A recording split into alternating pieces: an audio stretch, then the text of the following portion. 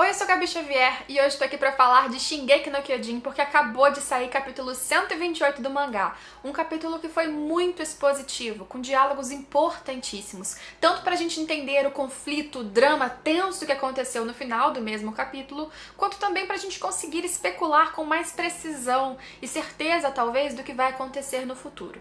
É isso que a gente vai fazer aqui, analisar cada pedacinho importante do 128, mas eu sempre quero a opinião de vocês, então já vai deixando aqui nos comentários. Gostou? Não gostou? Desabafa, deixa teorias e fica de olho, me segue nas redes sociais. Sou Gabi Xavier no Twitter e Instagram, porque esse mês vai ter vídeo em que eu comento comentários e dúvidas de vocês sobre o que está acontecendo agora.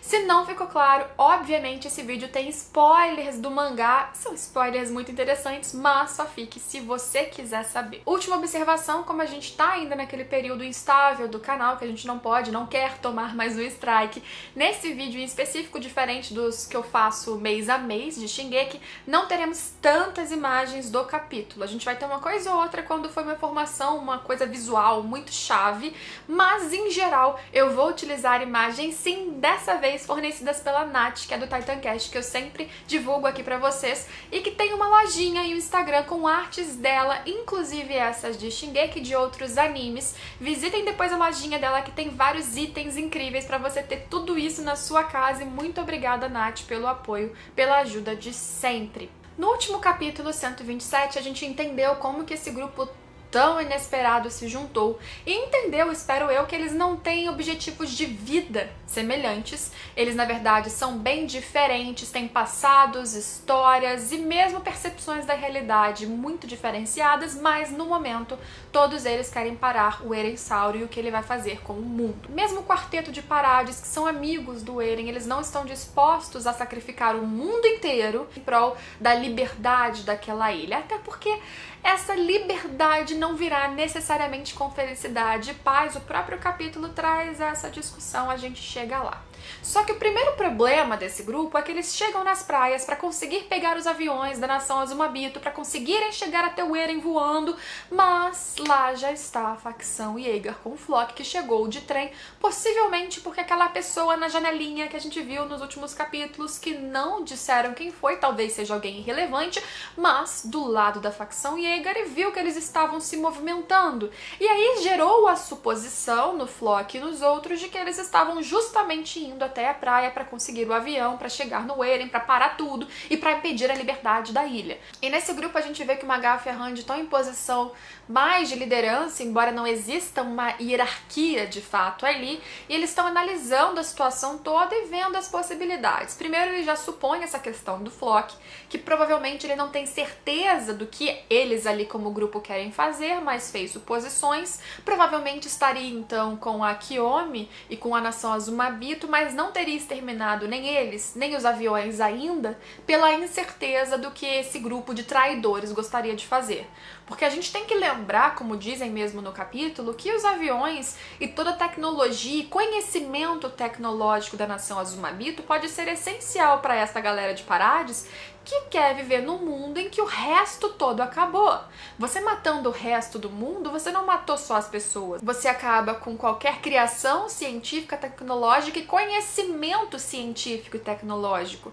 Como que você espera que Parades se desenvolva? E os conflitos de ideia no grupo já vão pipocando aqui e ali nesse capítulo, porque, por exemplo, a ideia e a iniciativa da Anne seria: beleza, me transformo em titã, mato todo mundo indiscriminadamente e pronto, acabou. A gente pega o avião e vai embora.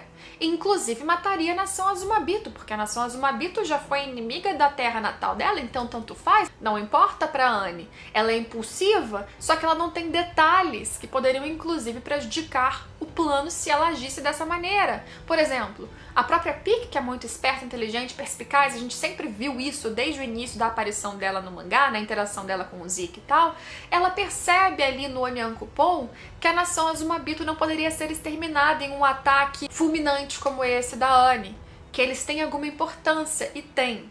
Os aviões da nação Azumabito, eles não estão prontos com as asas esticadas para decolar a qualquer momento. Eles estão num formato com as asas recolhidas em um formato em que eles conseguem flutuar sobre as águas, e para que eles abram de novo as asas e possam então decolar, exige todo um mecanismo, um processo ali tecnológico, mecânico, não sei, que apenas os técnicos da Kiyomi, da nação Azumabito, conseguiriam operar, e isso demanda um período de tempo. Então agora eles não só precisam matar qualquer um dos Jaegeristas, eles precisam parar, impedir a galera do Flock, matando ou não, precisam manter Kiyomi e o seu pessoal vivo, e precisam manter os aviões intactos e ter tempo nisso tudo de fazer com que os técnicos da Kiyomi liguem o avião, deixem ele pronto para decolar, e aí sim eles decolarem. São vários mini processos, são vários mini problemas que podem surgir nisso tudo. Jean, Armin, Mikasa, Connie não estão inicialmente dispostos a matar aqueles que treinaram com eles. Hoje fazem parte da facção Jaeger, mas isso porque eles têm objetivos diferentes, talvez porque eles tenham sido manipulados por alguém como o Flock, sem terem conhecido o resto do mundo, sem terem uma visão mais ampla do que há fora da ilha, o que é justo, o que não é. Então matar alguém que até ontem era seu aliado é complicado. Mas como que você consegue agir sem fazer isso? A própria Anne, nesse ponto, faz uma divisão ali entre certo e errado, colocando ela mesma como vilã, colocando nas costas deles ali guerreiros de Marley, pessoas de Marley, como os que vão matar a todos, e tirando a culpa do quarteto, que seja, vocês são diferentes, quer dizer, vocês não são assassinos, não são pessoas ruins, e ela chama pra si a culpa e fala, fiquem aqui.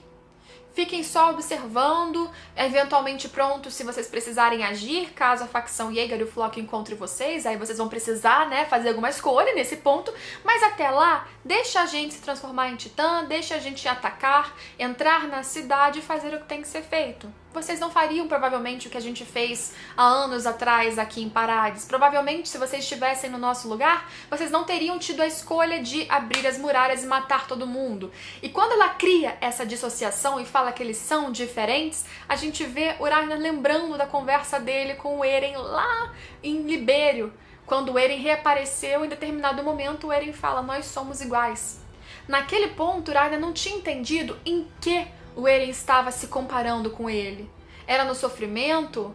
Era na perda de pessoas queridas? Não. O Eren estava dizendo justamente que ele ali também estava disposto a sacrificar várias pessoas indiscriminadamente para conseguir o objetivo dele, para fazer o que era justo, assim como lá atrás o Ragnar fez, com a diferença de que lá atrás o Ragnar ele não tinha conhecimento qualquer de verdade, além da manipulação sobre as pessoas de dentro das muralhas que ele estava atacando. Ele tinha medo, ele tinha egoísmo, o que ele fez foi errado, em certa medida ele tinha ciência disso, mas era bem diferente desse Eren que já tinha conhecimento do mundo e resolveu matar todos mesmo assim. Independente disso, nesse ponto, o Ragnar decide agir, todos os outros estão dispostos a agir, mas a própria Randy fala que ela não pode mais ficar baseada em conceitos de humanidade, porque isso já acabou há muito tempo. E sabe por quê? Porque o tempo tá contando, porque olha só, os titãs que estavam andando aparentemente devagarzinho, em 2 dias, chegaram em Marley. Isso o que a Randy está supondo, baseada na distância entre as duas ilhas, que não é muito grande, e baseada no fato de que todo o vapor dos titãs já está se dissipando em mar aberto, ela supôs que eles já estavam na ilha, então eles já estavam fazendo destruição. Ficamos aqui ansiosos para ver o que os titãs colossais estão fazendo? Ficamos, mas por enquanto estão eles e Eren Saur em algum ponto deste mapa em Marley. E aí a coisa tá emergencial. Você vê que quando a Randy fala isso, o desespero cresce no rosto daqueles que têm pessoas queridas em Marley. Eles precisam agir. Não dá pra ficar conversando de ter humanidade, poupar vidas, não. Eles precisam dos aviões, eles precisam da nação Azumabito, então vamos agir. Vamos entrar. Mas eles ainda tentam um plano de misericórdia, que eu não sei se partiu do Armin ou de outra pessoa ali, ou do conjunto. E o plano era o Armin e o Connie aparecerem do nada ali no meio dos Jaegeristas, gritar o Flock desesperado, chorando. O Armin tem uma atuação ali até que expressiva, dizendo que eles estavam perseguindo a Titã quadrúpede, a Pique, e de repente eles perderam eles de vista, que agora tem Titã blindado, todos os Titãs juntos, saindo ao sul, e eles precisam de um avião para conseguir então segui-los todos e pegar o inimigo, e que eles também mataram o Jean e o Nyankopon, e eles choram ao mesmo tempo, e eles têm que fazer alguma coisa, e o Floch fica um pouco mexido, o que dá a certeza de que ele realmente não tinha certeza sobre o que estava acontecendo, se eles realmente estavam traindo, mas ele tem muitos indícios aqui e ali de que a coisa não tá dando certo. Primeiro que se eles quisessem ir até o sul realmente, talvez fosse mais eficaz pegar o trem. Por que eles querem um avião? E naquele ponto ele já estava ali pressionando a Kyomi que não queria ceder de qualquer maneira, parecia não ter qualquer medo de morrer, e o Floch, que tem uma obsessão das pessoas ficarem submissas, né? Ele mesmo fala o tempo todo que o importante é ela entender que ela tem que obedecer, que ela tem que calar, que ela tem que fazer o que ele quiser.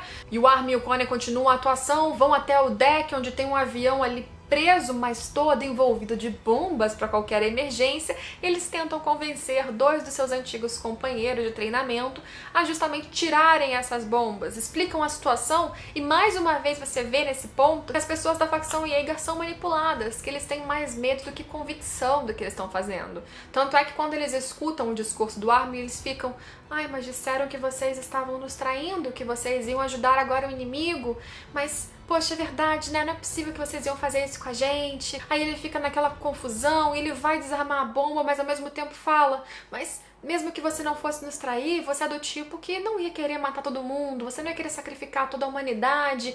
E você vê que essas pessoas, elas têm um instinto de querer sobreviver e enxergam no que o Floch, no que o Eren, no que essas pessoas estão falando, a única saída. Mas eles nunca tiveram a oportunidade nem sequer de discutir com o Armin da vida, com a Randy que seja, não ouviram eles para entender que possa haver outra solução.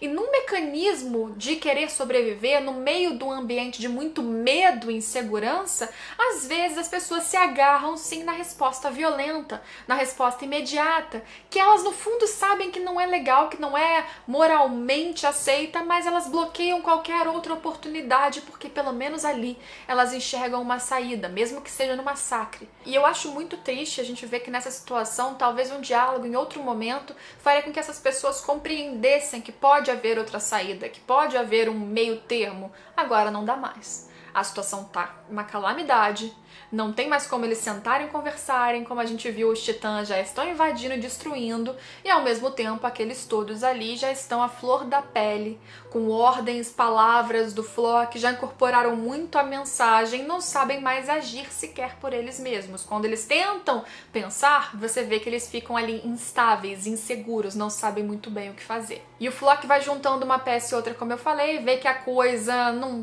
tá se encaixando, que aquilo pareceria atuação, e a gente vê que o sangue da Mikasa não tem só força pelos Ackerman, porque Kyomi, velhinha, idosa, ela consegue deixar o Floch no chão.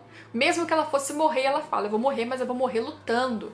E mesmo que ela tivesse armas apontando pra ela, quem aparece ali é justamente a Mikasa, pulando pela janela, porque a gente vê que eles já estavam provavelmente prontos pro plano do Armin, ou o plano executado pelo Armin, dar errado. E deu errado, deu muito errado.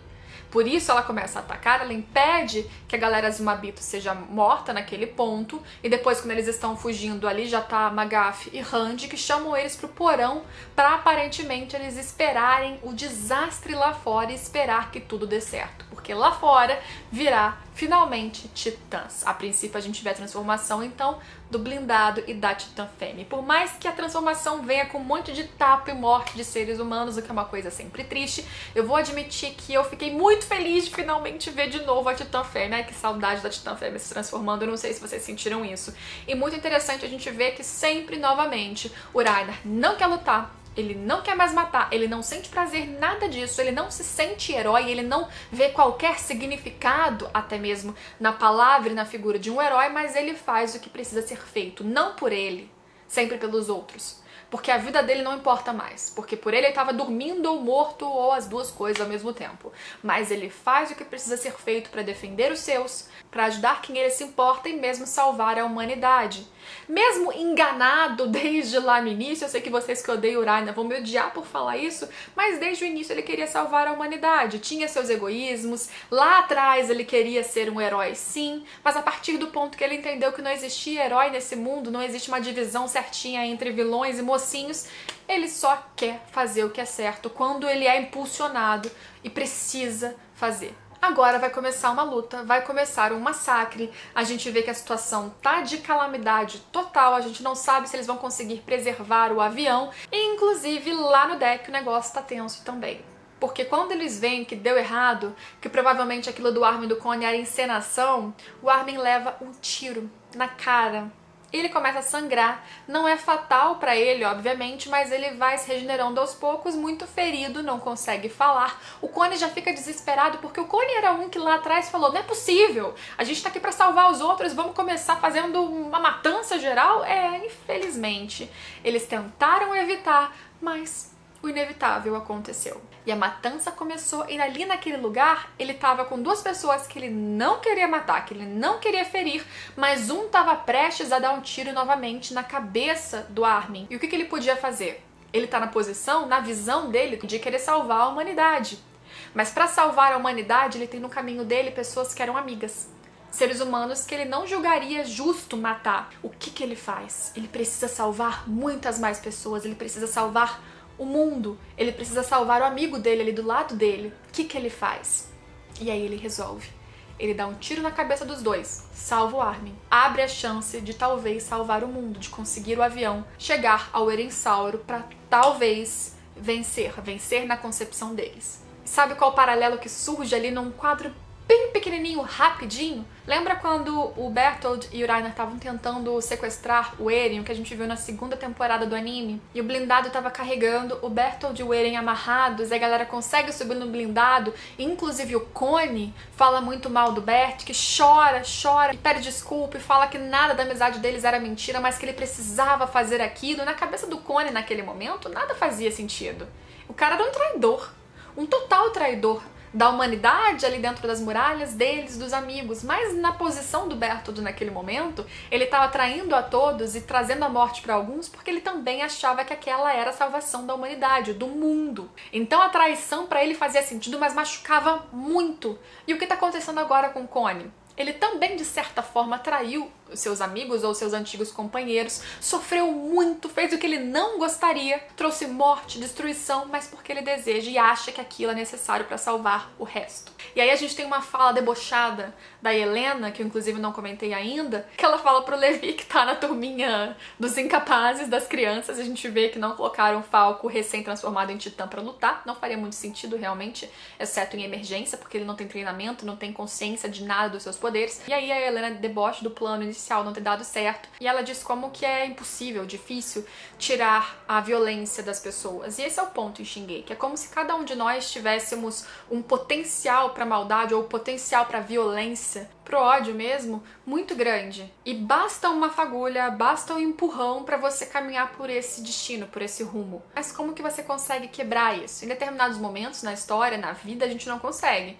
Você vê que existia um grupo que queria ir pelo diálogo, que queria evitar mortes, e esse grupo não conseguiu e precisou inclusive utilizar de violência pra chegar no que eles acreditavam ser justo. Mas nessa mesma história a gente também vê o Magaf dizendo que não faz mais sentido. Ele mesmo disse, talvez algo que ele estava pensando há muito tempo e tinha receio de admitir, que não faz sentido mais você tentar dividir entre mocinhos e certos e errados, porque realmente, nesse discurso todo, ele, por exemplo, só queria esconder de si mesmo que ele era um marleniano desprezível. Mas mesmo assim, mesmo que eles tenham errado e que a culpa do mundo não pode cair sobre os eldianos por causa dos seus antepassados e nem também nos guerreiros marlenianos de agora que só fizeram o que fizeram por manipulação, por ordens e por sobrevivência, a história não pode ser esquecida. Nem o que esses de agora fizeram, nem o que as pessoas do passado fizeram. Porque a história é importante não para você culpabilizar o presente como estava sendo feito, não para isso. A história é importante, como eu já disse várias vezes aqui nos vídeos, para que você não esqueça, para que você não repita.